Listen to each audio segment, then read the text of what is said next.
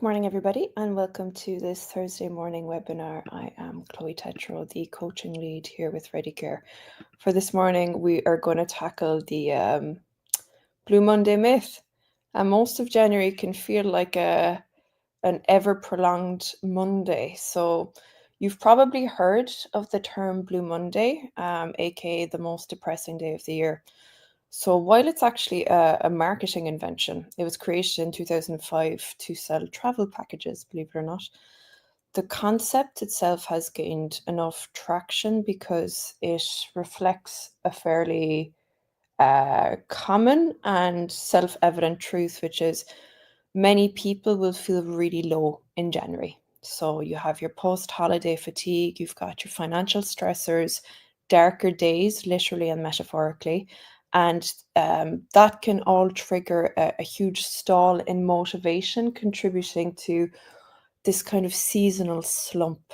So there's a few things that we often forget with it is we're not meant to be at our peak in the depth of winter, right? You look outside, for anybody who does a spot of gardening, January is the season where everything's asleep. If we look at the natural rhythms of the world, the cycles, winter is a time of rest and stillness. Now that's all well and good if you're a plant, but if you're, a fully autonomous human being trying to function in the 21st century, that's a little bit trickier. So in many ways, our bodies and minds are responding to the season as they should by craving the warmth, comfort, and quietness. But our modern culture then will bombard us with messages to start fresh, go big, hit the ground running, all this kind of new year, new you resolution style, with very, very ambitious resolutions. Now, there's nothing wrong with trying to stretch yourself, with goals, but we'll have a look there in a sec at how sometimes the New Year's resolutions have actually been implemented more so in contributing to feelings of being low rather than the high that one would expect with setting goals. So that creates a kind of inner conflict. You have, on one hand, our biology telling us to slow down, while societal expectations are pushing the same global marketing campaigns that were telling us to just treat ourselves, a couple of weeks ago, are now telling us we're disgusting, fat, horrible, unhealthy human beings and we need to change absolutely everything about ourselves. But thank God they have just the product for that. So as a result, when we don't meet these really high expectations, we can feel guilt, frustration, failure. But there is an opportunity to approach January in general, with a different outlook. So instead of pushing against the rhythms, we can actually work with them. We can honor our need for rest, taking small intentional steps to gradually build that momentum and get us out of that January slump. So that's what we're going to look at for today. We're going to look at navigating this time period using some evidence-backed strategies to align actions with what your body and mind need. So looking at the myth busting of Blue Monday, which I love, myth busting, that makes me sound like I should have my own TV show on a cable network in the 90s. So Blue Monday is often described as you can see that great altogether. Blue Monday is often described as the most depressing day of the year. Great song by New Order, not as great a marketing association with it. So it's based on factors like weather, post-holiday debt, failed resolutions. So that formula itself, while it sounds like, all these great studies have been put together to find the most depressing day of the year, it's all pseudoscience. So there's no research to support any idea of a universal gloomiest day. I mean, to put it mildly, we all have vastly different weathers all around the globe. So, if you have any family out in Australia or any watchers in Australia, they're probably longing for a little bit of a cooler days, shorter evenings. So why January feels so hard? So you've your biological factors. You've got your reduced sunlight affecting the production of serotonin, the neurotransmitter that regulates your mood, sleep, and appetite. So that can lead to feelings of lethargy or, laziness, not feeling like a couch potato, basically, or sadness. Additionally, you have the less sunlight, it disrupts your melatonin production, which regulates our sleep, wake, cycle. So you've got your serotonin, melatonin, that's your sleep-wake cycle. And that makes us feel more tired and unmotivated, which I'm sure we're all feeling at different stages here. See, unrealistic expectations that I mentioned. So many people will set super ambitious resolutions at the start of the year. Now, I am all for setting goals, intentions, this, that, and the other thing, and challenging yourself within a realistic stretch. But the difficulty with the New Year, New Me resolutions is they often look for something really, really different at a stage of the year that biologically, physiologically, organically, and throughout is more difficult. Like we naturally want to rest and reset, and all of a sudden we're telling ourselves and getting messaging from all around the place that you absolutely have to be huge load of energy to start all these goals and projects, and if you don't, you're somehow a failure. And there is maybe a little bit of a difficulty in setting goals, and I'll be doing a session on this next week for anybody interested in setting goals, realistic goals that are achievable and will help to basically compound that feeling of motivation that we might feel that we're lacking. So there's a study by the University of Scranton that shows that 80% of New Year's resolutions fail by February, which is stark and grim and not a very inspiring figure. But this overall is really pointing to the unrealistic expectations that we set on ourselves and a lack of ability somehow just through not being sure how to do it, of setting achievable goals. And what can happen is a pendulum effect where basically we try to go too hard in one direction, which obviously will be fairly difficult if we're beginners at something. If you're a beginner at running, trying to set yourself up to do 3 miles in the first week is very, very unrealistic. And that leaves us feeling stuck, feeling disappointed, and feeling like our ability to succeed is in jeopardy. So lots of the messaging that we apply to these perceived failures have a huge impact on our day-to-day experience. You've got the post-holiday contrast, of course, which is the holidays being filled with joy, indulgence, connection, elevated dopamine, and brain's reward chemicals, a huge overstimulation of happy hormones, food, family, gifts, drinks, parties, no work, all the different things that would tickle our fancy on a brain level. All of these things start to disappear. And when that stimulation disappears, dopamine levels drop hugely. It's like, being on a high, what goes up must come down. And that leads to a natural post-holiday slump. So rather than seeing January as this failure, we can view it as a natural part of the year's cycle, where winter is essentially a time of recalibration internally and slower growth. So if you're working with these rhythms rather than forcing yourself into action too soon, it can set a much more stable foundation for the months ahead. So with regards to the science of things, and I won't go too hard on this part, you've got your 3 main cast of players that come up over and over in these types of talks. So you've got your mood and motivation are governed hugely by a very, very delicate balance of neurochemistry, environment, and expectations. Right. So understanding these factors helps to regain a level of control and align our actions a lot more with what will work long term. So dopamine, critical role, motivation, and goal setting. It's the neurochemical that's responsible from getting you here to there, is a way to think about it. It closes the gap.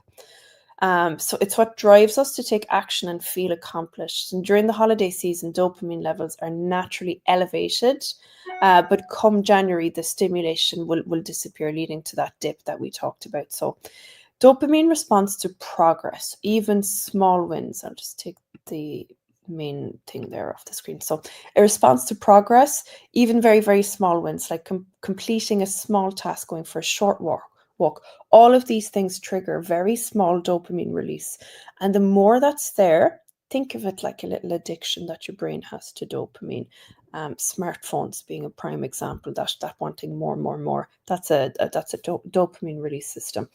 So if we have very small tasks, and I mean, if you're feeling really down in the dumps, set yourself a tick list of things that you already know that you're going to accomplish, right? Very small things that day. The checking off of the first few items, things like waking up, getting up out of bed, getting a glass of water, making your bed, right? First four things. If you can check those off your list, you're going to start to create that dopamine cascade, which is going to essentially make the rest of your days closing the gap between where you want to be and where you're going, where you want to be and where you are currently. It makes closing those gaps a lot easier. So how that's felt on a day-to-day basis is effort feels a little bit less every time that you achieve something. So research shows that focusing on progress goals, small actionable steps, rather than your finished outcome, increases the likelihood of success and improves your motivation with it. Then you have your serotonin, and let's tie that in with light. So serotonin is another key neurotransmitter to feel good. It's regulated by lots of different things, but one of which is under duress in January, is the exposure to sunlight. So in darker months, your serotonin production decreases, which can lead to lower mood, or for some people, even seasonal affective disorder, which is acronymed to SAD, SAD. And the study published in Environmental Health Perspectives in 2018 found that individuals exposed to at least 30 minutes of natural light daily experience significant improvement in mood and energy. So both your mood and your energy, you're feeling better, and you feel like you have a little bit more reserves in the tank to get little tasks done.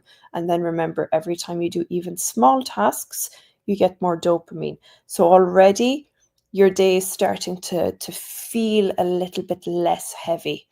And then you look at cortisol, right? So January brings elevated stress levels due to financial pressures, busy schedules, and unrealistic resolutions, as well as another host of things, including having to go back to work and circle back on those emails that you said I'll get back to at some point. So your high cortisol levels impair decision making and increases cravings for sugary foods, high carb foods, which lead to energy crashes and further stress. So basically, the more stressed you are, the more you're going to crave specific foods, which will give you a little bit of that boost for a very short space of time, and crash and boost and crash and boost and crash. And so the wheel turns. Now, how that can be felt is not only are you feeling down in the dumps, low motivation, slow moving, but you're craving sugary foods. You're probably berating yourself for the fact that you're moving slowly, have low energy, and craving sugary foods. Lots of people put weight-related resolutions at the start of the year.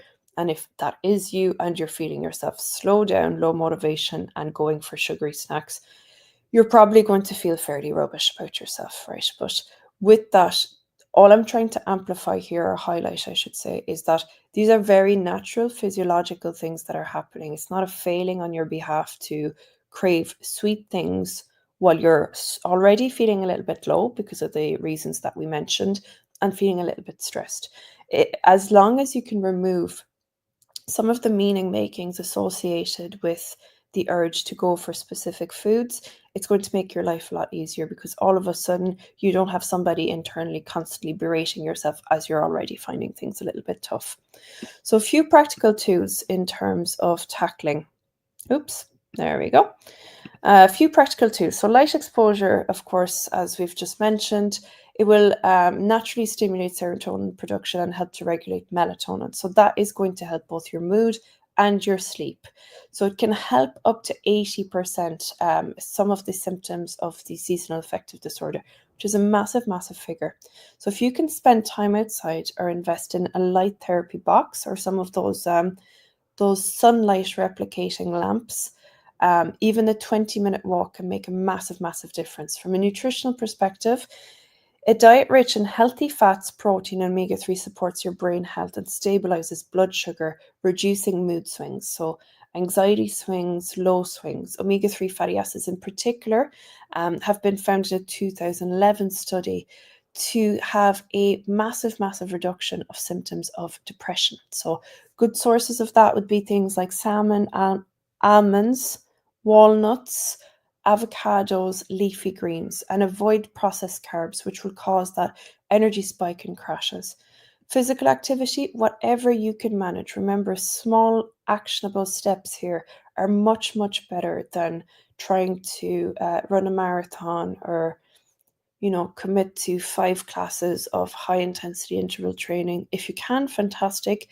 But if you're just dipping your toe into this pond, you're better off for yourself to start with something quite small and get that boost that you get from completing the action. So something like 10 minutes of any type of activity a day for the first week, and bring that up to 20 minutes for the second week, and stay at the 20 minutes for a month if that's what feels comfortable for you. Things like a walk, a short yoga session, even dancing around will have a huge, huge noticeable difference to your day. Dancing in particular, not only is going to boost your cardio, it's going to get the body moving, it's going to release serotonin and endorphins, particularly if you like the music that's being played along with it. Setting small, meaningful goals, and as I said, I'll do a session on what those look like, and there is a particular knack to setting goals, and I will go through that. So achieving small wins trigger that dopamine cascade, and that creates a feedback loop of motivation.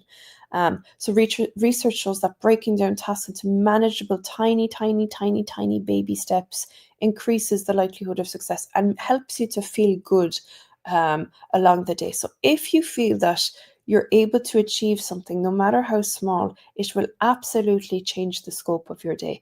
And remember the self-compassion aspect of it as well. Next old slide there for myself. So berating yourself is out.